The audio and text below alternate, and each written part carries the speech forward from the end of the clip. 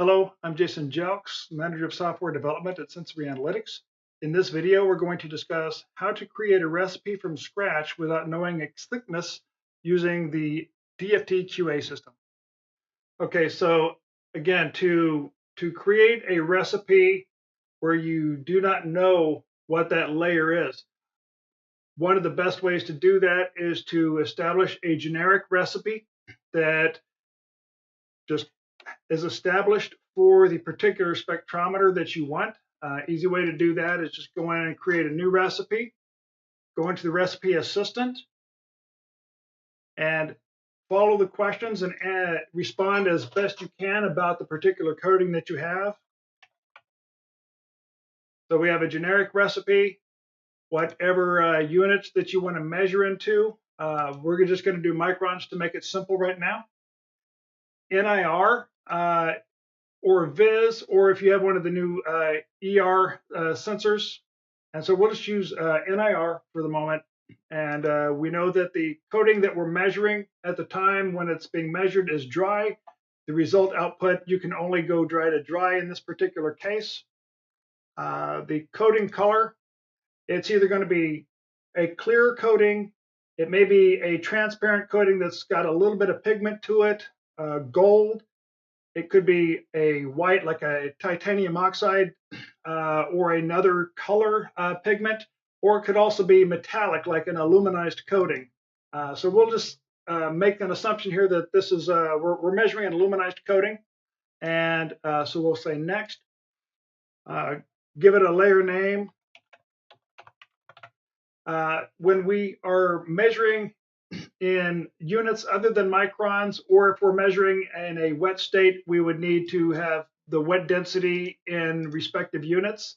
But since we are measuring dry to dry in microns, this is not required. To pick a target spec, it doesn't matter what limit you pick. It can be anything you want. And we'll say that it's going to be 25 plus or minus 1. And we'll just start with that. And that's what we'll let this generic recipe be. We'll finish. Once it's completed out of Recipe Assistant, we will save this.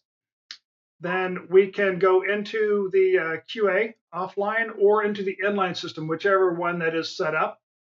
Again, choosing the correct spectrometer. In this case, we've got the NIR already selected.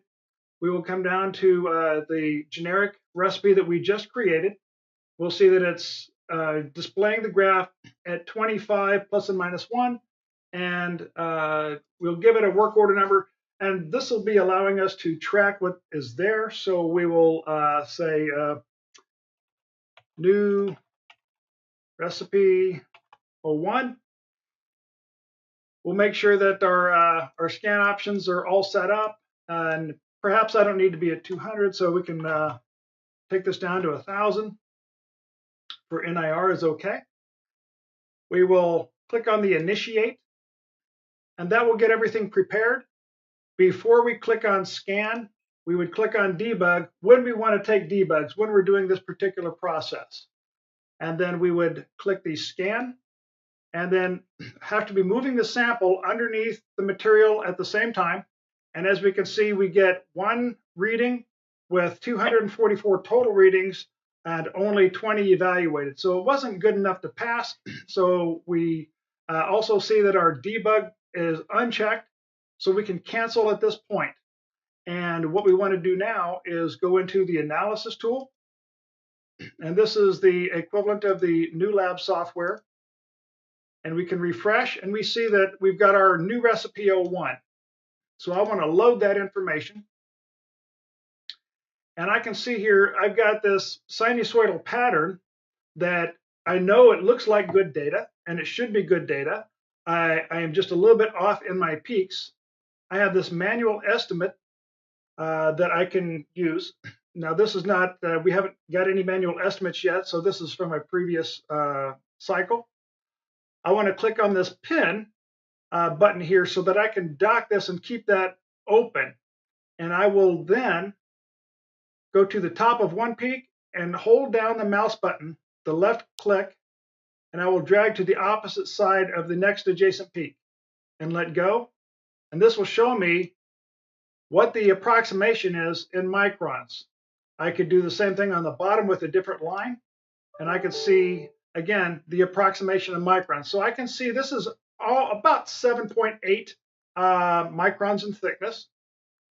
What I will do next is I will go into the layer settings, go down to change specification, and I will change this 7.8. We'll call this 8 plus or minus 1, and it will change my values respectively.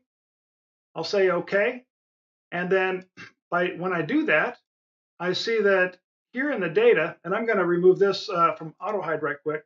I'll see that the data shows good information, and I can go into this overview grid, and I will pin this for a moment, and I will see that I've gone from a 4% success rate to 96% success rate, which tells me that I've really dialed in this particular recipe for this coating quite well. And then I can just arrow down and go through all these and just see the data that it all looks really good. If there were anything that I wanted to adjust, I could certainly adjust that. And I could do that by going into the layer settings and using this slider here. I could, move the slider further over and include more value. Once I have made an adjustment in here, I can go back and look at how that adjustment has impacted my results. I can see whether it's made the readings better or worse.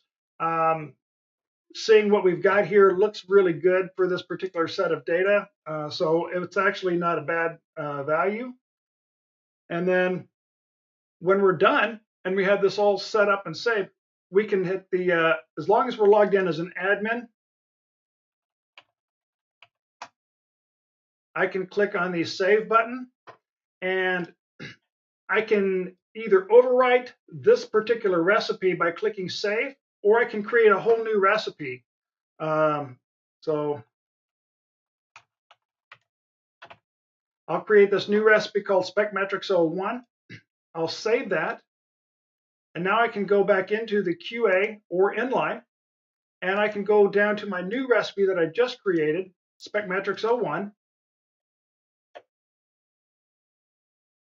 I can select and create final recipe, and we will initiate one more time and click the debug. And as we can see, we now have quite a bit more readings. And that's how we would create a recipe, not knowing what the original thickness is for any recipe or for any coating. If the coating itself has more than one layer, there may be additional difficulty or parameters that you would have to account for, or how you would actually change the recipe, but that's a little bit more advanced than what we would go through in this video.